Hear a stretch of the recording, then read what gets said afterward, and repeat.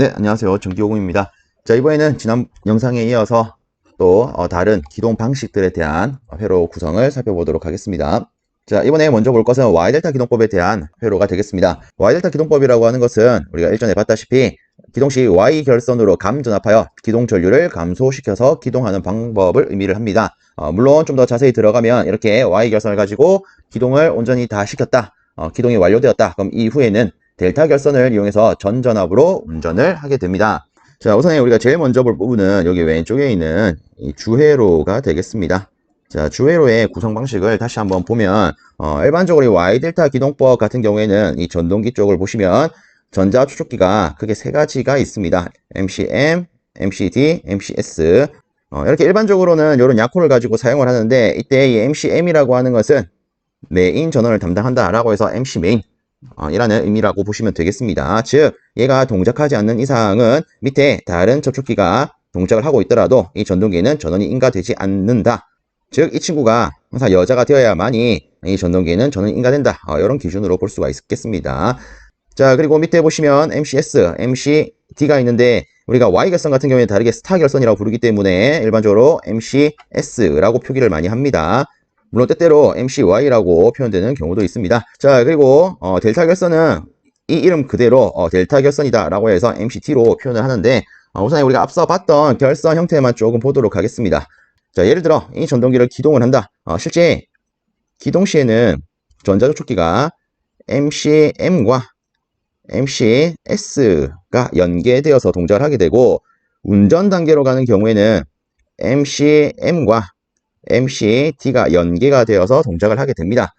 자, 우선 기동 기준으로 좀 보면, 자, 기동을 시키기 위해서 이 MCM이 여자가 되어서 이 접점이 달라붙었다라고 보겠습니다. 그러면 이와 연계해서 이 MCS도 이렇게 달라붙는 상태가 될 겁니다. 그럼 이때 이 전동기의 전원을 인가한다라고 봤을 때 각 상에 대한 전원은 전동기 위쪽은 이렇게 걸릴 거고요. 자, 우리가 알고 있는 Y 결선은 이 각 상에 대한 전원이 한쪽에 모이는 거지 않습니까? 그래서 보시면 이 반대쪽에 이런 식으로 모든 상이 한 점에 모이는 것을 볼 수가 있습니다. 그래서 지금 이 상태에서는 이 전동기가 Y 결선으로 기동을 하고 있구나, 이렇게 볼 수 있겠죠. 자, 이런 식으로 기동이 완료가 된다. 그러면 이제 운전 상태로 넘어갑니다. 자, 운전 상태로 넘어갈 때는 이 MCS가 소자가 되고 이 MCT가 여자가 되기 때문에 실제 이 아래쪽에는 얘들이 원래대로 돌아가서, 자, 이런 식으로 Y 결선이 풀리게 되겠죠. 우리가 델타 결선을 조금 보게 되면, 자, 우리가 알고 있는 이 델타 결선은 앞서 L1,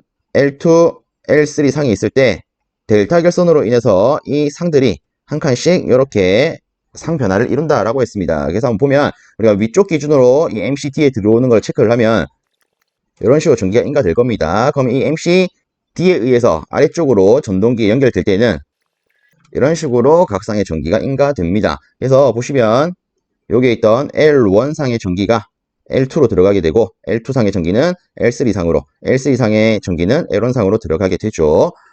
자, 그래서 이런 식으로 이제 운전을 하게 됩니다. 자, 그럼 여기서 우리가 미리 조금 파악을 할 부분은, 일반적으로 우리가 전동기를 기동을 시킬 때는 사람의 입장에서 보면 항상 사람은 그 전동기에 대한 ON 버튼을 한번 눌렀다가 뜹니다.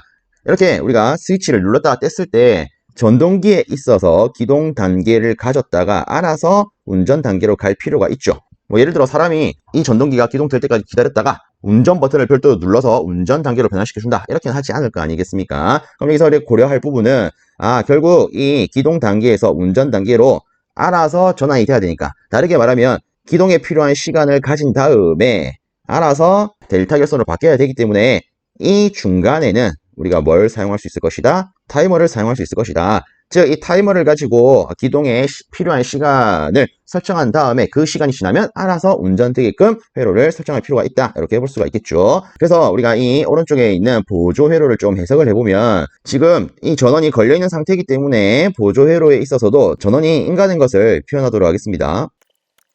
자, 이렇게 나타낼 수 있겠죠. 자, 우선에 여기에 있는 주회로의 표식을 좀 지우면, 자, 지금은 이렇게 딱 표현할 수 있겠죠. 자, 그럼 여기서 한번 해석을 해보도록 하겠습니다. 자, 우리가 이렇게 구성된 전동기를 동작시키기 위해서 푸시버튼 A 접점, 즉 여기에 있는 PB1을 이렇게 누르도록 하겠습니다. 자, 이 경우에 여기에 걸려있던 전기가 이런 식으로 걸리게 됩니다.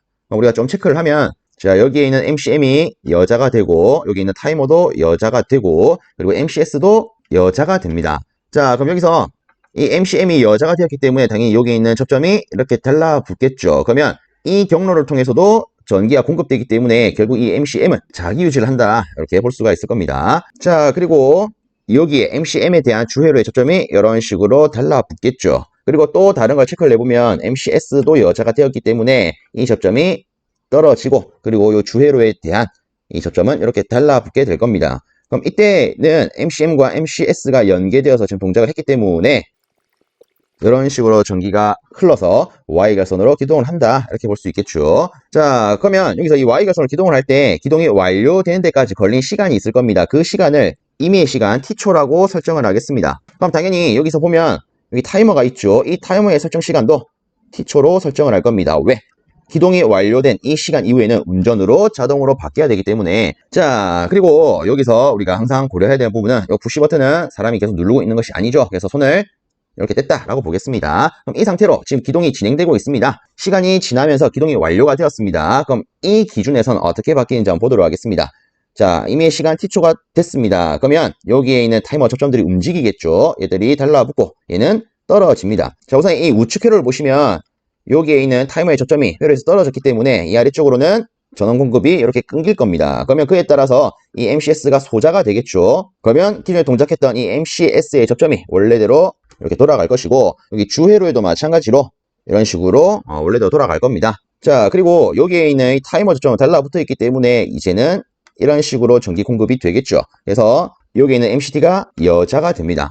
자, MCT가 여자가 되었기 때문에 여기에 있는 주회로의 접점이 이렇게 달라붙겠죠. 그럼 이때 주회로의 전기는 이런 식으로 인가가 되어서 델타 결선으로 운전하는 상태가 될 겁니다. 그래서 대체적으로 이 Y델타 결선은 이런 형식으로 구성이 됩니다. 물론 이제 어떻게 회로를 구성하냐에 따라서 일부 제어 회로의 배치는 좀 바뀔 수가 있지만 전체적인 틀은 이 기준이라고 보시면 되겠습니다. 자, 그리고 중간에 한 가지 좀 더 체크를 해보면, 자, 일단 앞서 봤던 다른 회로들과 마찬가지로 항상 필요한 것이 자기 유지가 있습니다.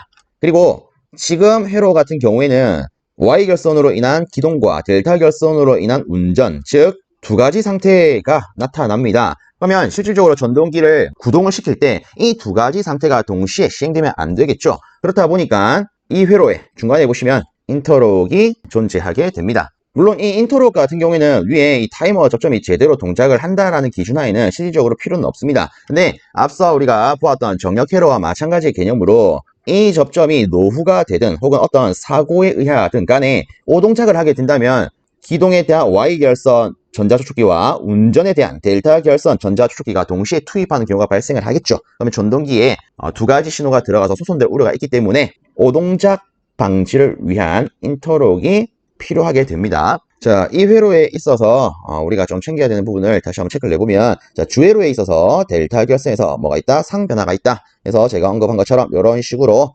상변화가 있다라는 걸 체크할 수 있습니다. 자, 그리고 지금 제가 만들어 놓은 이 파일에 보시면 일반적으로는 뭐 L1, L2, L3가 L3, L1, L2로 이렇게 바뀐다 라고 되어 있는데 요거는 무시하셔도 됩니다. 실제 우리가 앞선 영상에서 델타 결선에 있어서 상변화가 이거 외에 이런 것도 있음을 봤습니다. 근데 실질적으로 둘은 똑같이 동작을 하는 거기 때문에 어느 것을 기준으로 해서 써도 상관은 없습니다. 네, 저는 편의상 요거를 쓴다라고 했었고요.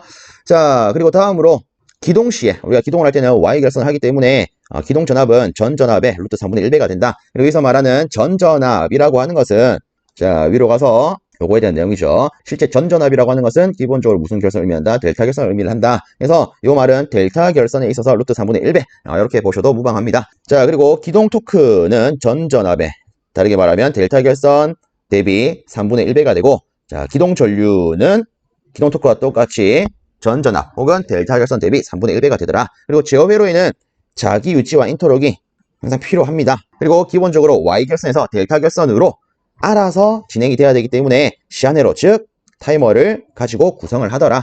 그래서 Y델타 결선 같은 경우에는 기본적으로 제어 회로에는 자기 유지, 인터록, 그리고 타이머까지 필요하더라. 이렇게 볼 수가 있겠습니다. 자, Y델타 기동법에 대한 회로는 여기서 마무리하고 이제 다음 회로를 보도록 하겠습니다. 자, 이번에 볼 회로는 리액터 기동법이라는 친구입니다. 자, 이 리액터 기동법은 실제 전동기에 직렬로 연결된 리액터의 전압 강화에 의해 감전압하여 기동 전류를 감소시켜 기동하는 방법을 의미를 합니다. 그리고 기동이 완료가 되면 리액터를 단락시켜서 전전압으로 운전을 하더라. 자, 그러면 이 회로에 대한 구성을 좀 살펴보도록 하겠습니다. 자, 일단 이 회로를 보면 이 주회로에 있어서 지금 나타낸 회로 기준으로 보면 MCM, MCR 이렇게 두 가지 MC가 존재를 하고 있습니다. 그럼 여기서 MCR이라고 하는 것은 리액터에 대한 MC가 되는 거고, 이 MCM은 이 전동기를 구동시키는 혹은 운전시키는 거에 대한 메인 MC가 되겠습니다. 자, 일단은 이 리액터 기동법은 여기에는 이 리액터를 가지고 기동을 시키는 방법이죠. 그러면 우리가 우선적으로 생각을 했을 때 당연히 여기에 있는 MCR이 먼저 동작을 해야겠구나. 그렇죠. 그 다음에 기동이 완료가 되면 실질적으로 이 왼쪽에 있는 이 MC가 동작을 하게 됩니다. 다르게 말하면 이 MC가 지금은 운전을 담당하게 됩니다. 자, 그러면 우리가 여기서 또 한번 생각을 해볼 것은 일단 이 회로를 기준으로 했을 때 기동을 MCR로 한다면 그럼 당연히 알아서 운전 단계, 즉 MCM이 동작을 해야 됩니다. 그럼 기동과 운전 사이에는 항상 자동적으로 이루어져야 되기 때문에 둘 간에는 무엇이 존재한다? 타이머가 존재할 것이다. 이렇게도 볼 수가 있겠죠.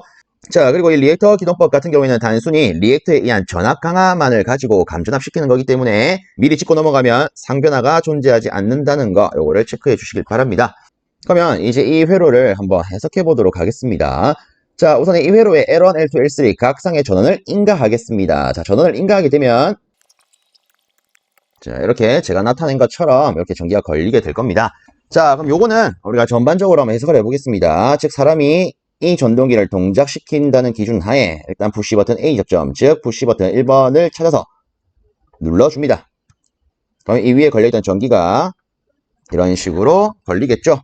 그럼 이때 MCR이 여자되고 타이머도 여자가 됩니다. 그럼 이 타이머는 우리가 막바로 이렇게 생각할 수 있을 겁니다. 아, 우리가 방금 봤던 것처럼 기동 단계에서 운전 단계로 알아서 전환시켜 주기 위한 놈이다. 그렇죠? 그러면 기동에 필요한 시간 T초를 이렇게 설정을 해놨다라고 가정을 하겠습니다. 일단 이 기준 하에서만 해석을 하면 MCR이 여자가 되었기 때문에 여기에 있는 이 주회로의 초점이 이렇게 달라붙을 겁니다. 그럼 여기까지 걸려있던 전기가 이런 식으로 걸리게 되겠죠.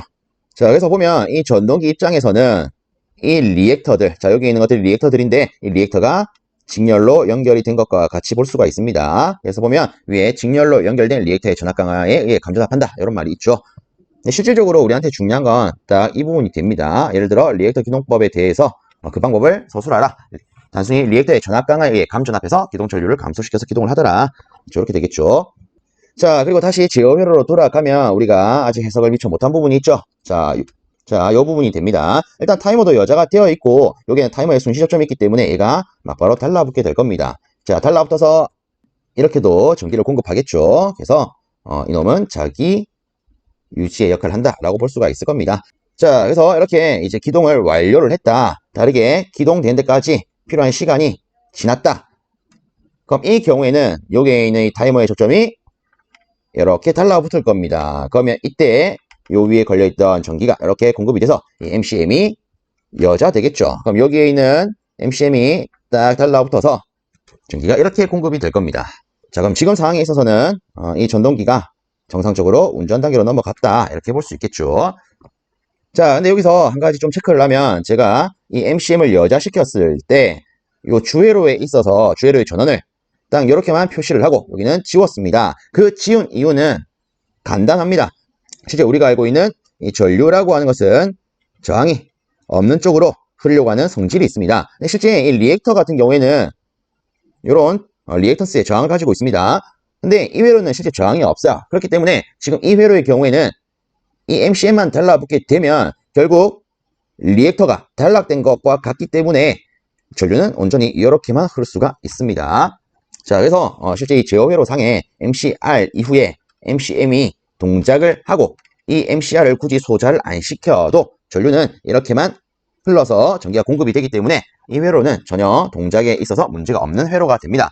그래서 보통 소용량의 리액터 기동법을 사용하는 전동기는 간단하게 이런 회로 구성을 사용하기도 합니다. 근데 이제 용량이 좀 크다. 근데 실질적으로 우리가 이론상으로 따지자면 모든 전류는 이쪽 회로로 흘러야 되는데 실제 이 회로에도 회로상에 약간의 저항은 존재하게 됩니다. 그래서 완벽하게 모든 전류가 이렇게 흐르는 것이 아니라 일부 미소한 전류가 이렇게 흐르는 경우도 발생을 합니다. 특히나 용량이 커지면 커질수록 그 영향이 조금 대두되겠죠. 그래서 실제 용량이 비교적 큰 리액터 기동법을 사용하는 전동기 같은 경우에는 이 MCR 윗부분과 MCM 윗부분 요 두 군데에 인터록을 시행하기도 합니다. 즉 운전 단계로 넘어갈 때 이렇게 흐르게 되는 미소한 전류를 끊어주기 위해서 이렇게 인터록을 시설하는 경우도 있습니다. 그래서 리액터 기동법은 여러분들이 시험 문제를 보시다 보면 리액터 기동에 대한 MC와 메인 전원에 대한 MC 사이에 인터록이 있는 회로도 있고 없는 회로도 있고 이렇게 번갈아 가면서 보시게 될 겁니다. 그래서 이 부분은 참고로만 챙겨주시면 될 것 같습니다. 자, 일단 다시 한번 체크를 하면 리액터 기동법의 제어 회로에는 무조건 자기 유지는 필요합니다. 왜? 사람이 손으로 한 번만 눌렀다가 떼고 그 다음엔 전동기 알아서 동작을 해야 되기 때문에. 그리고 타이머도 실제 거의 무조건 필요하다고 볼 수 있겠죠. 네, 방금 언급했던 것처럼 기동 단계에서 운전 단계로 알아서 진행이 되어야 되기 때문에. 그렇죠. 그리고 인터록 같은 경우에는 어떻다? 조건에 따라서 시행하는 경우도 있고 시행하지 않는 경우도 있다.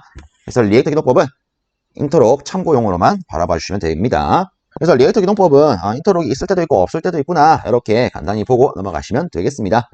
자, 다음으로는 기동보상기법에 대한 회로가 되겠습니다. 자, 이 기동보상기라고 하는 것은 우리가 다르게 당권변압기라고도 부르죠. 왜? 당권변압기를 이용하기 때문에. 그래서 다시 한번 정의를 보면 기동보상기 또는 당권변압기를 이용해서 감전압하여 기동전류를 감소시켜 기동하는 방법이더라. 근데 보다 정확하게는 이 기동보상기 탭을 이용해서 감전압해서 기동전류를 감소시켜서 기동하는 방법이다. 그렇죠. 앞선 영상에서는 자, 이렇게 안내를 드렸었습니다. 그리고 기동이 완료가 되면 전전압을 인가해서 운전을 하더라. 그래서 운전은 항상 전전압이다. 이렇게 보시면 됩니다. 기동할 때만 기동전압을 낮추어서 기동전류를 줄여야 되더라. 자, 그러면 우리가 이놈도 앞에 했던 것처럼 회로 구성을 조금 보면, 자, 주회로에 보시게 되면 지금 제가 이렇게 띄워놓은 회로상을 기준으로 했을 때는 MCT라는 것과 MCM이라는 것이 있습니다. 그래서 보면 우리가 앞서 봤던 리액터 기동법에 있어서 MCR 대신에 이 MCT가 있다라고 보시면 되겠습니다. 즉, 당권 변압기와 연결되는 전자조속기. 그래서 MC 트랜스포머 이렇게 보시면 됩니다. 자, 그럼 얘도 우리가 미리 한번 생각을 해보겠습니다. 항상 기동은 이 친구 같은 경우에는 이 당권 변압기, 즉 기동 보상기를 가지고 기동을 시키고 기동이 완료가 되면 이 MCM이 동작을 해서 운전을 하게 됩니다. 그러면 이 전동기도 우리가 사람이 동작을 시킬 때는 버튼을 한 번만 눌렀다가 손을 떼고 얘들이 알아서 진행이 되어야 될 거기 때문에 이 기동과 운전 사이에는 무엇이 있을 필요가 있다? 그렇죠. 타이머가 있을 필요가 있다. 기동 시간에 맞추어서 운전으로 알아서 변환시키기 위해서. 그리고 항상 기동부터 우선시 돼야 되기 때문에 동작은 얘부터 하고 얘가 될 것이다. 이렇게 볼 수 있겠죠. 그럼 얘도 앞에 했던 것처럼 전반적으로 한번 해석을 해보겠습니다. 자, 우선 이 회로에 L1, L2, L3 각상의 전기를 인가시키겠습니다. 자, 이렇게 나타낼 수 있겠죠. 자, 그러면 우리가 사람이 직접 동작시킬 수 있는 이 푸시 버튼 1번 얘를 누르도록 하겠습니다. 자, 얘를 누르게 되면 위에 걸려있던 전기가 이런 식으로 공급이 될 겁니다. 자, 그러면 이때 여기에 있는 MCT가 여자가 되었고 타이머도 여자가 되었죠. 그렇죠? 그러면 이에 따라서 여기 있는 초점이 달라붙어서 자기 유지를 행해 줄 거고요. 그리고 이 주회로에 있어서 얘들이 달라붙게 됩니다. 자, 얘들이 달라붙게 되면 주회로 상에 있어서 이 전원들이 이런 식으로 공급이 되겠죠. 자, 그래서 당권 변압기를 가지고 혹은 기동 보상기를 가지고 이런 식으로 기동을 시킬 수가 있더라. 자, 그 다음으로 실제 이 변압기의 2차 측으로 이렇게 일부 전압 혹은 전류가 인가가 됩니다. 얘들을 온전히 없애주기 위해서 여기다가 Y결선으로 묶어줍니다. 실제 이론상으로는 우리가 평형 삼상교류를 인가하기 때문에 평형 삼상교류 이 나머지 것들이 만나게 되면 자, 여기서 각상에 대한 합은 0이 나오겠죠. 그래서 온전히 이 부분은 0으로 만들고 전동기에 필요한 전기만 인가한 형식이 되겠습니다. 자, 이런 식으로 해서 이 전동기가 기동이 완료가 되었습니다. 그럼 그 시간이 있겠죠. 그 시간을 T초라고 놓겠습니다. 즉, 기동이 완료된 시간이 되었습니다. 그럼 이때 여기에 있는 이 접점이 달라붙겠죠. 위에 걸려있던 전기가 이렇게 인가가 되고, 그럼 이 MCM이 여자가 됩니다. 자, MCM이 여자가 되면 여기에 있는 이 접점이 떨어지죠. 떨어지면서 이 MCT를 소자시키게 됩니다. 그러면 여기 있는 MCT가 원래대로 돌아가면서 이렇게 될 거고요. 자, 그와 동시에 이 MCM은 여자가 되어 있기 때문에 얘들이 달라붙어서 각상의 전기가 이렇게 공급이 되어 정상적인 운전을 하게 됩니다. 그리고 제가 뭐 중간에 체크를 한 게 안 한 부분이 있죠. 요 푸시 버튼 1번. 제가 이렇게 남겨놓긴 했지만 항상 푸시 버튼이라고 하는 것은 사람이 손을 눌렀다가 떼는 개념이라는 거 혹시 체크해 주십시오. 자, 어쨌든 이 기동보상기에 대한 회로를 이렇게 한번 봤는데 일단 우리가 중요한 부분을 체크를 좀 해보면 실제 이 기동 방식은 단권 변압기의 탭을 이용해서 감전압하기 때문에 실제 주회로에 있어서 상변화는 존재하지 않습니다. 그래서 MCM을 보더라도 L1, L2, L3 그대로 오고 우리가 앞서 이 기동을 봤을 때도 L1, L2, L3가 이런 식으로 순서대로 오는 것을 봤었습니다. 상변화가 없더라. 자, 그리고 이 기동보상기법에 대한 제어 회로에서는 항상 자기유지 필요하고요. 그리고 타이머 무조건 필요합니다. 왜? 앞에 했던 것처럼 기동에서 운전으로 알아서 돌아가야 되기 때문에. 그리고 이놈은 리액터 기동과 다르게 인터록이 항시 필요합니다. 간단하게 말하면 리액터 기동법 같은 경우에는 비교적 용량이 작은 전동기로 할 때는 인터록이 없다. 근데 용량이 큰 전동기 같은 경우에 인터록 쓴다라고 했었죠. 근데 우리가 알고 있는 이 기동보상기법은 보통 이제 20kW 혹은 15kW를 초과하는 비교적 대용량의 유도 전동기에 쓰는 방식이기 때문에 인터록은 항시 있어야 된다. 이렇게 봐주시면 되겠습니다.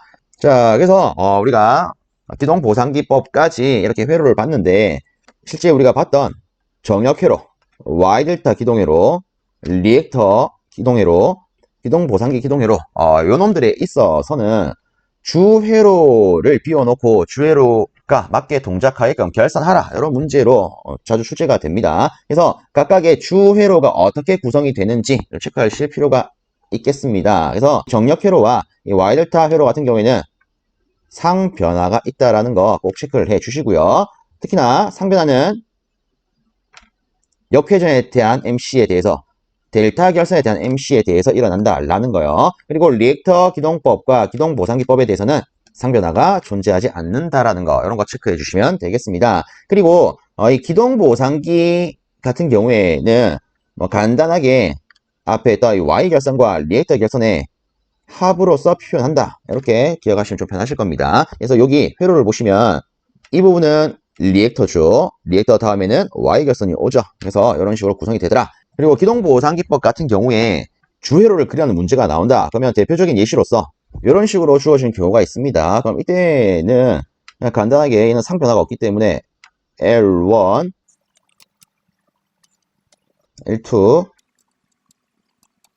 L3 이렇게 연결을 해주시면 되고 그리고 이 외에 이런 경우가 있습니다. 여기에는 제가 애초에 일단 변압기 코일과 탭을 명시를 해놨는데 얘가 이렇게 아예 안 주어지는 경우가 있습니다. 그 경우에는 항상 이렇게 코일을 그리고 이런 식으로든 혹은 이런 식으로든 해서 어쨌든 탭을 표현해 줘야 된다는 거, 이 부분만 조금 신경을 쓰시면 될 것 같습니다. 그래서 그리는 것은 앞에 했던 것처럼 그대로 그릴 수 있게끔요. 자, 그래서 이렇게 전반적으로 우리 시험에서 출제가 되고 있는 이런 기동 회로들에 대해서 한번 살펴봤습니다. 자, 모쪼록 이렇게 진행한 이 내용이 여러분들이 시퀀스라는 과목을 공부하시는데 좀 많은 도움이 되기를 바랍니다. 자, 이번 영상은 여기서 마무리를 하고 이 다음 영상으로는 시험에 간혹 한 번씩 나오는 플러깅 제동 회로에 대해서 한번 살펴보도록 하겠습니다. 자, 여러분들 수고 많으셨습니다.